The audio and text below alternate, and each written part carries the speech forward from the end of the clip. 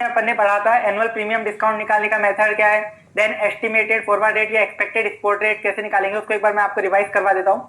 Annual premium discount निकालने के दो मेथड थे। पहला था एक्सचेंज रेट डिफरेंशियल, जिसमें एनुअल प्रीमियम डिस्काउंट कैसे निकालते हैं अपन, forward rate minus spot rate divided by spot rate multiply by 100 multiply by 365/12 divided by n, जहां पर n का मीनिंग था नंबर ऑफ डेज या मंथ जिसके लिए हमें फॉरवर्ड रेट निकालनी है।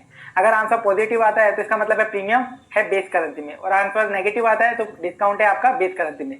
तो इसको हमने एक एग्जांपल से भी समझा था। ये जो फॉर्मूला है ये बेस करेंसी के लिए प्रीमियम या डिस्काउंट बताता है। अगर आपको अदर करेंसी या फिर प्राइस करेंसी का निकालना है तो पहले कोटेशन को कन्वर्ट कर लीजिए उस करेंसी में, देन आप कैलकुलेट कर लीजिए इजीली। सेकंड मेथड था इंटरेस्ट रेट डिफरेंशियल या इन्फ्लेशन रेट डिफरेंशियल। इस मेथड से आप कैसे निकालेंगे, annual premium discount base currency के लिए ही निकालेगा ये फॉर्मूला भी।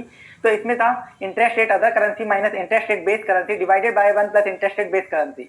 और अगर इन्फ्लेशन रेट डिफरेंशियल से निकालना है तो inflation rate other currency minus inflation rate base currency divided by 1 plus inflation rate base currency.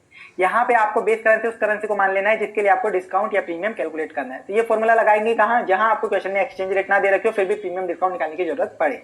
इसके बाद इस फॉर्मूला में भी सेम, अगर आंसर पॉजिटिव आता है तो प्रीमियम इन बेस करेंसी और नेगेटिव आता है तो discount in base currency. Example अपन ने लिया था, देन इससे अपन एक नोट कंक्लूजन निकाला था, अगर प्रीमियम है एक करेंसी में तो दूसरी करेंसी हमेशा डिस्काउंट पर होगी और वाइस वर्सा।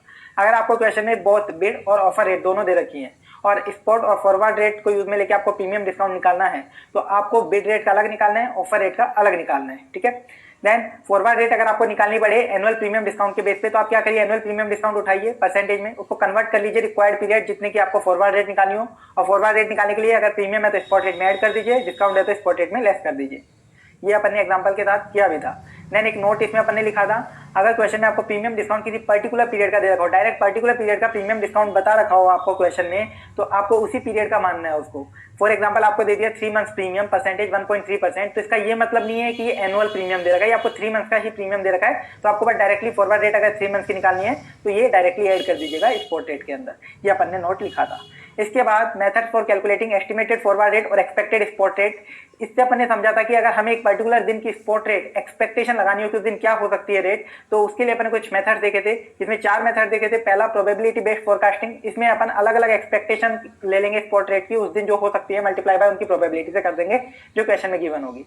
इसके बाद एप्रिसिएशन या डेप्रिसिएशन या फिर गेन या डिक्लाइन की परसेंटेज आपको क्वेश्चन में दे रखी है रेट के अंदर कितना आएगा, तो आप उसमें क्या करेंगे, अगर आपको गेन या एप्रिसिएशन की परसेंटेज बेस करेंसी में दे रखी है तो डायरेक्टली आप स्पॉट रेट जो आज की दे रखी है उसमें ऐड कर दीजिए वो परसेंटेज, तो आपको उस दिन की एक्सपेक्टेड रेट पता चल जाएगी। और अगर गेन परसेंटेज आपको अदर करेंसी में बता रखी है तो आप लेस कर दीजिए जो आपकी गिवन स्पॉट रेट है उसके अंदर से।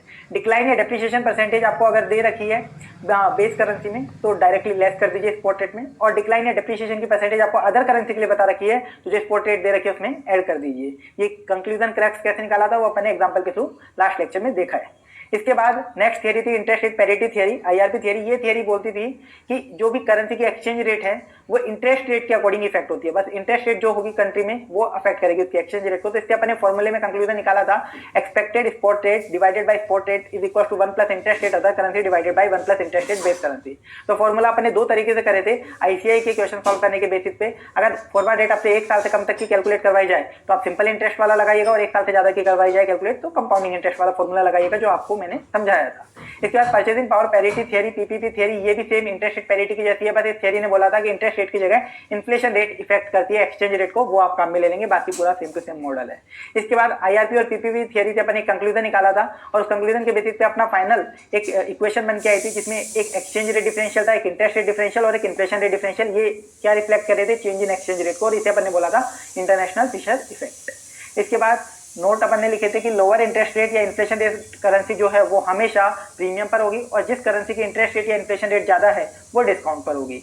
इंटरेस्ट रेट के रिगार्डिंग कुछ असम्पशन जो एसएफएल में आपको हमेशा फॉलो करनी है। इंटरेस्ट रेट जब भी क्वेश्चन में गिवन होगी उसे एनुअल मानना है आपको जब तक स्पेसिफिकली बोला ना जाए। कई बार क्वेश्चन में लिखा मिलेगा X month boring rate, X month interest rate, X month LIBOR MIBOR PLR, या फिर boring maturing in X month interest rate is this.